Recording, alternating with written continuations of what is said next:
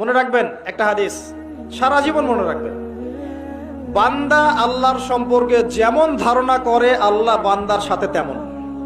আমার কথা কি বুঝতে পারছেন? বান্দা আল্লাহর সম্পর্কে ঠিক যেমন ধারণা করবে আল্লাহ বান্দার প্রতি হুবাহু তেমন থাকবে। দেখবেন, এক্সাম্পল দেখাবো।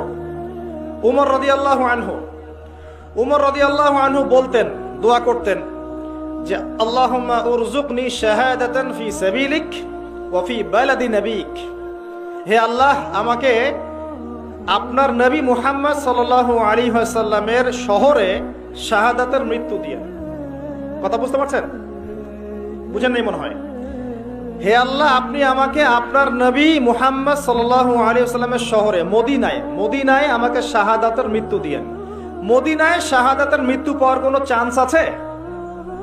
কারণ মদিনা তো ইসলামিক রাষ্ট্র, এখানে ইসলামিক হুকুমত তখন কায়েম ছিল, সবাই মুসলিম, বেশিরভাগই, কিছু কিছু অমুসলিম আছে খুব অল্প। মদিনায় কি কেউ আক্রমণ করার সাহস আছে কারো? পুরো মদিনা ইসলামিক স্টেট, মদিনার দিকে চোখ তুলে তাকানো কারো সাহস নাই।